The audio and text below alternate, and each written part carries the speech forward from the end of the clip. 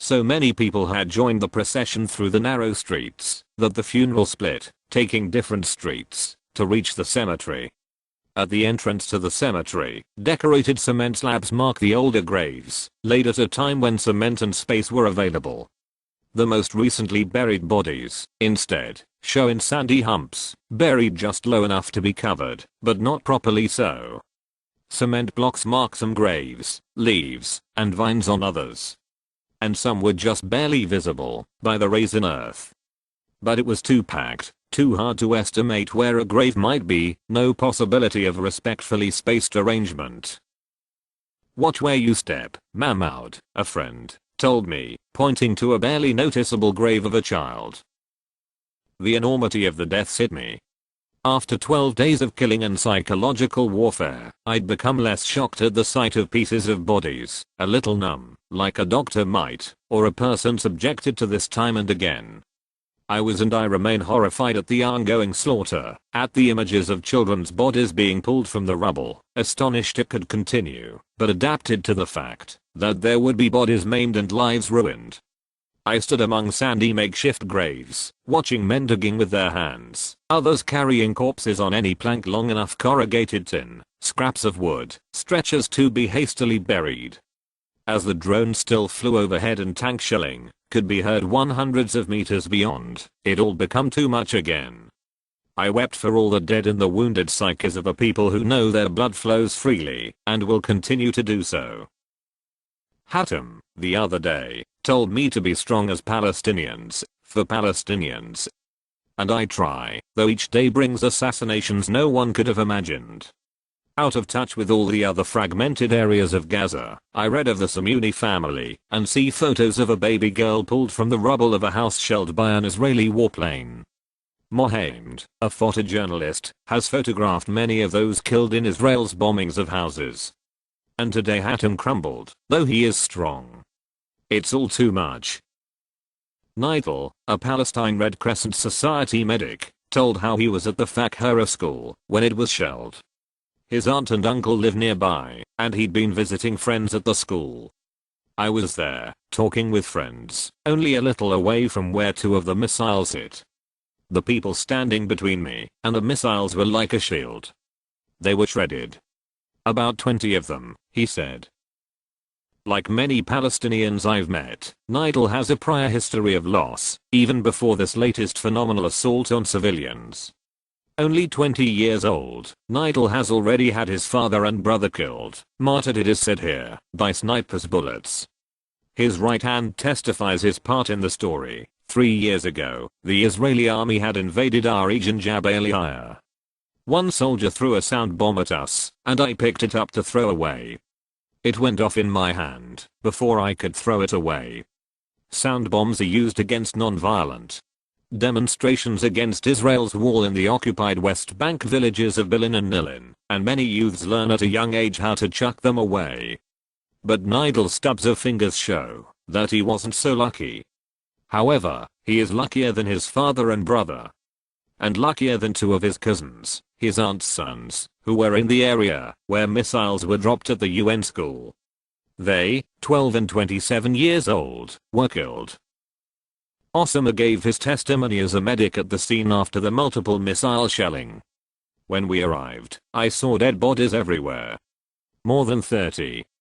Dead children, grandparents. Pieces of flesh all over.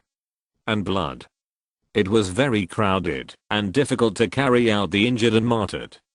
There were also dead animals among the humans. I helped carry 15 dead. I had to change my clothes 3 times. These people thought they were safe in the UN school, but the Israeli army killed them, in cold blood, he said. Mohammed K., a volunteer with the Palestine Red Crescent Society, was elsewhere when the UN safe haven was shelled. We were in Jabaliyah, at the UNG school, to interview the displaced people taking shelter there. We wanted to find out how many people were staying there, where they'd left from and why exactly, and how safe they felt in the school. While we were there, we heard the explosions, saw the smoke, and wondered what had been hit. It was Fakhra. A Lebanese attempt to break the siege, the Tell I. Efforts by Free Gaza movement inspired others to sail to Gaza and try to break the siege. There were unsuccessful attempts by Libya and Iran to sail cargo to Gaza. A cargo ship sponsored by Lebanese promoters and carrying activists and supplies set sail in February 2009 from Lebanon en route to the Gaza Strip in defiance of an Israeli blockade on the coastal Palestinian territory. The Togo-flagged ship Telai, Brotherhood in Arabic, carried about 60 tons of medicine, food, toys, books, and stationery, as well as 8 activists and journalists. The ship set sail from Tripoli in northern Lebanon, and then stopped in Larnaca, Cyprus, for inspection before continuing to Gaza, where organizers said it was scheduled to arrive midweek. The trip had not been cleared by Israeli authorities, who turned back similar aid boats trying to reach Gaza, said one of the journey's organizers, Hani Suleiman. Before departure from Tripoli, organizers had to change ships after port authorities declared the larger boat unsafe. But the second ship, the Telai, was not equipped to carry the 80 Lebanese and foreign activists and journalists who were planning to set sail. Only 8 people ended up boarding the ship just after midnight. Maan Basha, a pro-Palestinian Lebanese involved in the organization of the trip, said the remaining activists were trying to find another boat to take them to Gaza. There will be other boats, Basha told the Associated Press. We will keep sending them. The whole point is to tell the world that the Lebanese people reject the Israeli blockade on Gaza. One of those on board was Issam McDermott, a Free Gaza volunteer who was also a passenger on the first Free Gaza boat, which reached Gaza in August 2008. 8 p.m. Set. M writes, T just phoned to say they have been approached by 2 Israeli gunboats, which are hovering around, and there are 2 Israeli helicopters overhead. The Israelis told the captain of Telai that he cannot go to Gaza, and, according to T, the Israelis told him they would sink the boat if it proceeds. He refused to turn around, and told them he is responsible for his boat, and he is going to Gaza. The Israelis said the boat cannot go to Gaza, and it appears they will try to force it to El Arish, but the captain intends to push forward, and having been aboard the Telai, I think it will take more than a ramming to sink it. T will let us know if anything more happens. They are in international waters, but some distance from Gaza water. Greta Berlin writes. This app, one of the original Free Gaza volunteers, was on this boat, the Telai. Free Gaza organizers helped in Cyprus to get the boat inspected and then sent on to Gaza. Please make your outrage heard as, once again, Israel, the bully of the Eastern Mediterranean, gets away with piracy.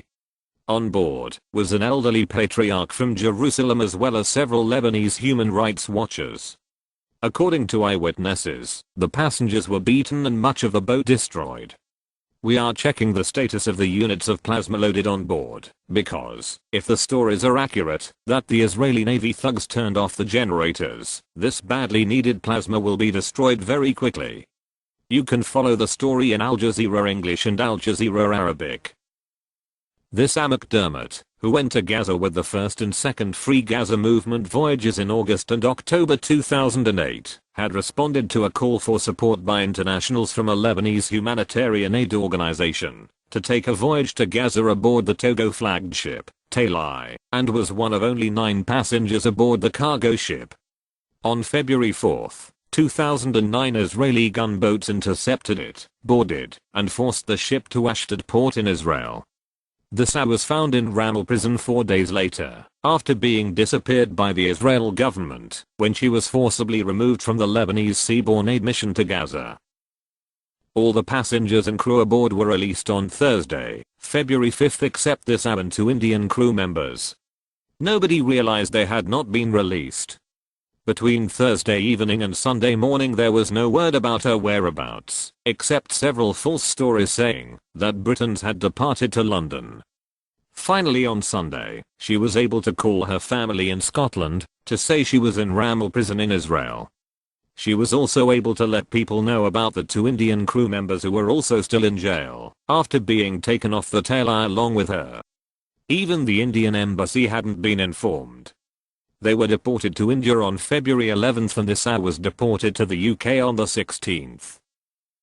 According to Al Jazeera journalist Salam Khadr, when the ship was boarded, the passengers were beaten and kicked by Israeli soldiers before being removed from the ship, although the Saab was not harmed during the boarding or arrest. Israeli officials provided no information about why she had been detained, what the charges were, and why her detention was concealed.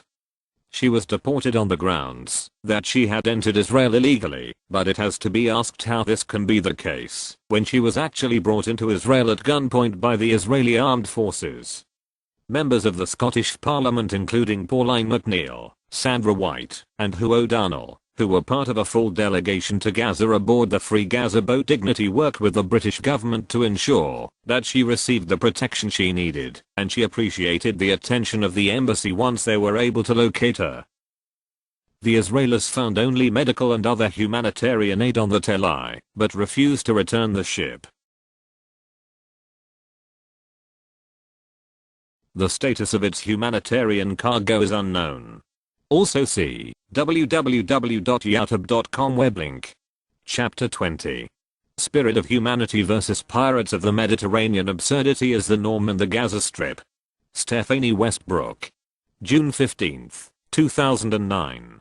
Upon returning home from Gaza, a friend commented, "It must have been horrifying seeing all the destruction." And it was. The 22-day Israeli assault on the Gaza Strip laid waste to an already ravaged territory